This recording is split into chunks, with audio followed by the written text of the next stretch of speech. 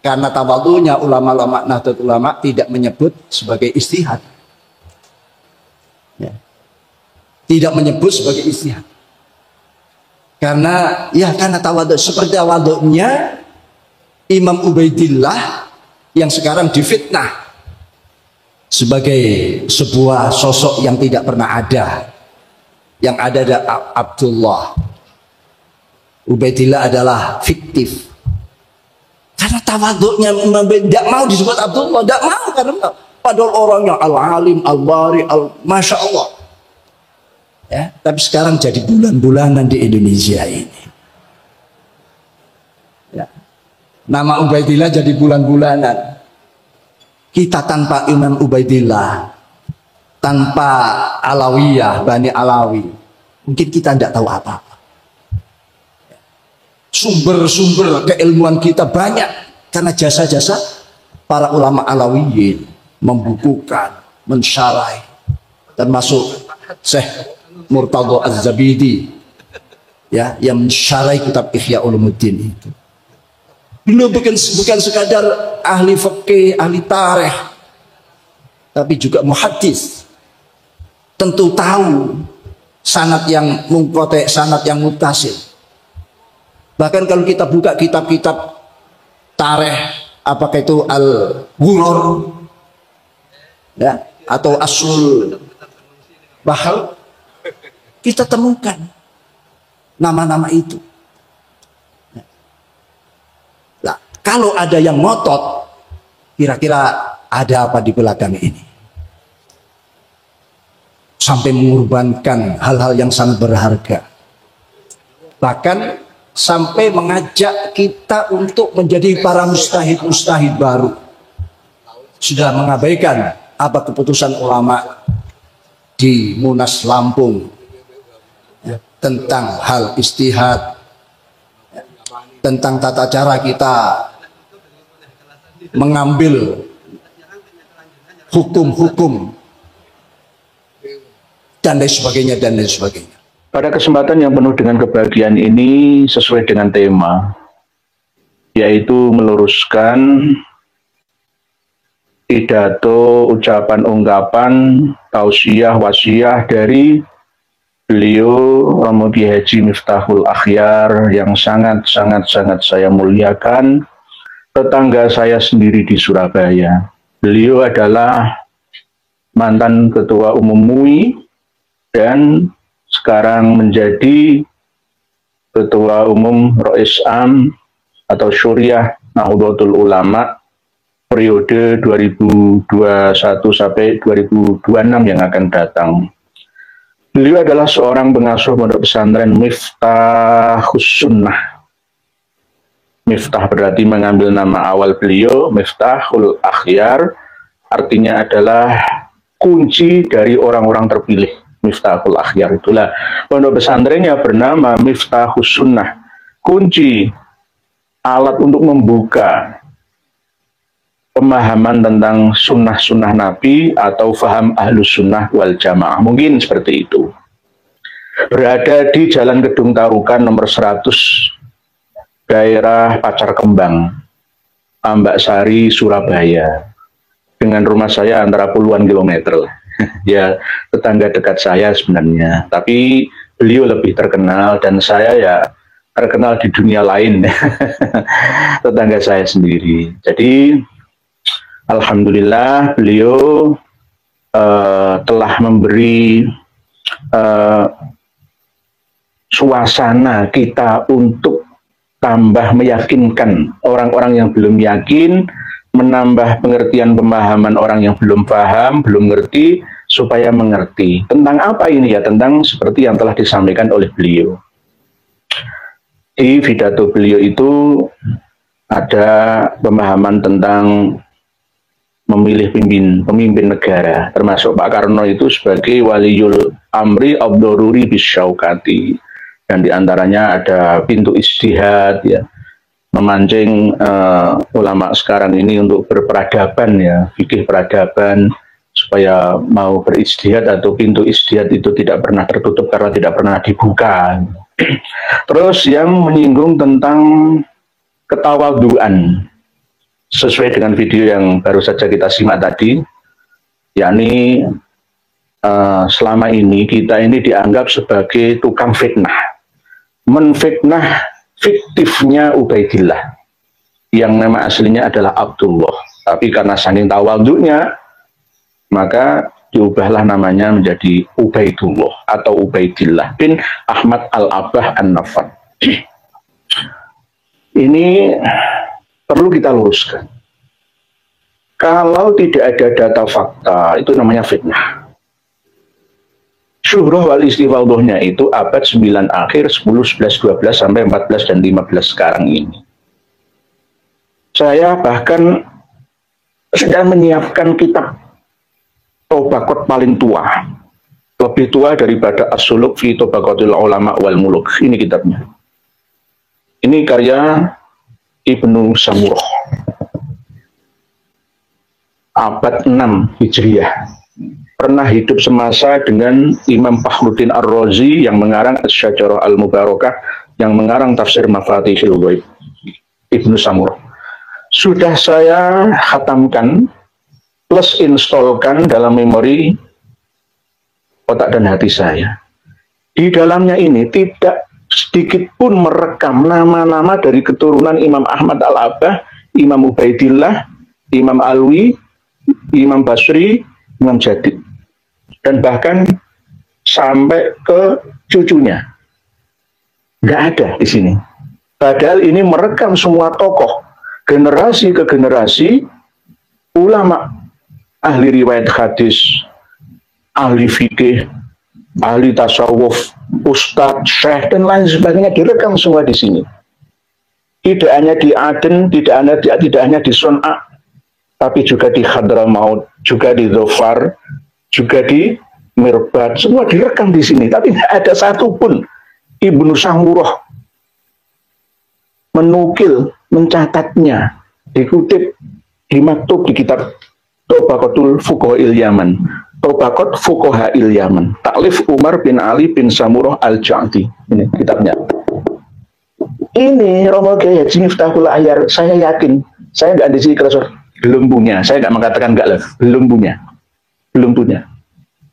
Oleh sebab itu suatu saat nanti jika beliau mengundang saya akan sowan ke dalam pesantren Miftahus Sunnah, Gedung Tarukan 100, Pacar Keling, Tambak Sari, Surabaya. Oh, dekat saja. Malam hari aja. Tolong diundang saya untuk saya bawakan semua kitab yang ada. Saya jelaskan mulai dari A sampai Z. Insya Allah nanti akan terbuka. Karena selama ini 4 bulan yang lalu Romo Kiai Haji Miftahul Ahyar didatangi, disowani oleh Habib Umar bin Hafid dan para habib-habib yang lain. Karena memang tokoh ya, memang ciri khas mereka itu gambui. Gambui itu mendekati tokoh. Karena di dalam sosok tokoh itu mampu mengendalikan umat, jamaah pengikut santrinya. Itu namanya politik, namanya. Rekrutmen politik namanya.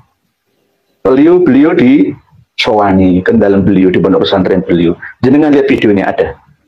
Jenengan lacak aja melalui Google, pencarian suara, Habib Umar bin Hafid sowan ke Ponpes Miftahus Sunnah Surabaya. Nah, ambil.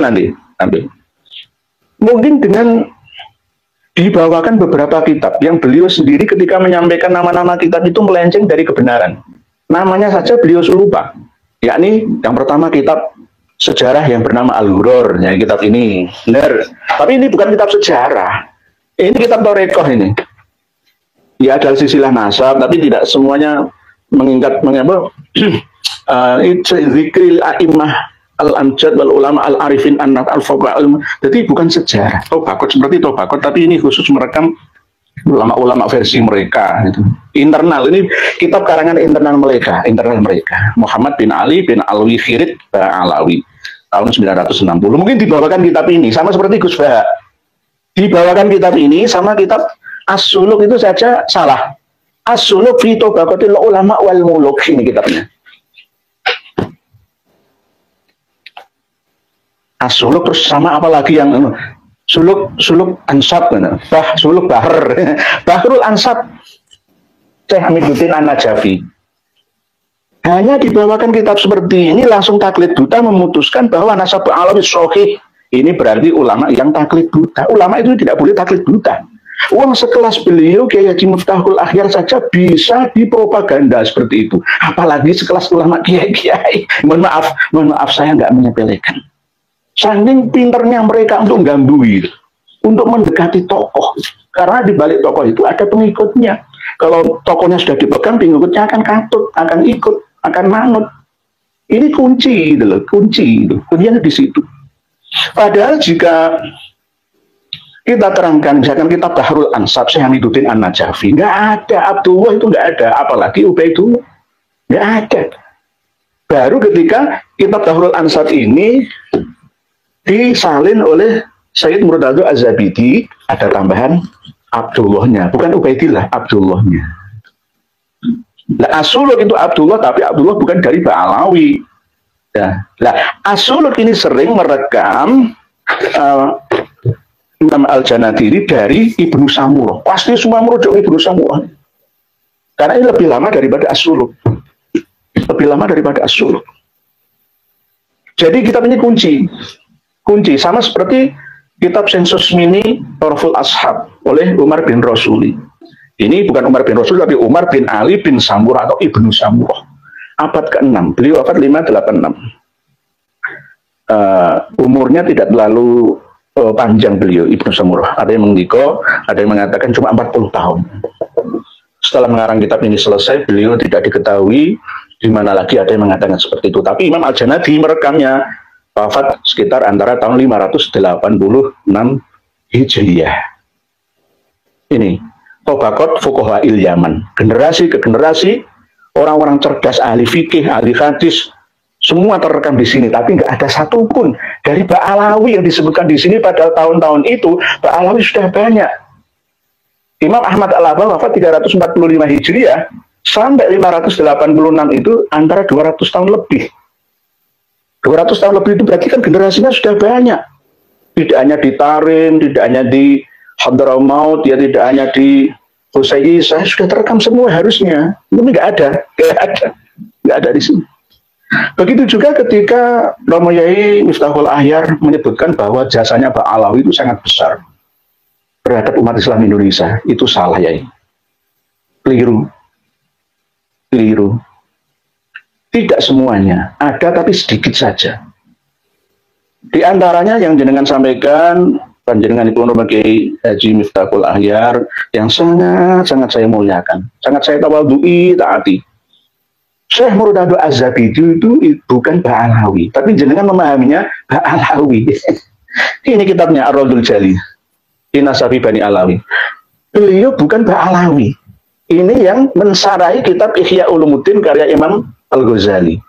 Seorang muhadis, seorang mu'arrikh, ahli sejarah, ya, mestinya kan tahu nasab-nasab mana yang putus dan mana yang tidak. Ini abad berapa? Ar-Raddul Jali itu abad 12. Beliau adalah nasabah abad 12 dan penutup nasabah yang paling masyhur abad 13 Hijriyah.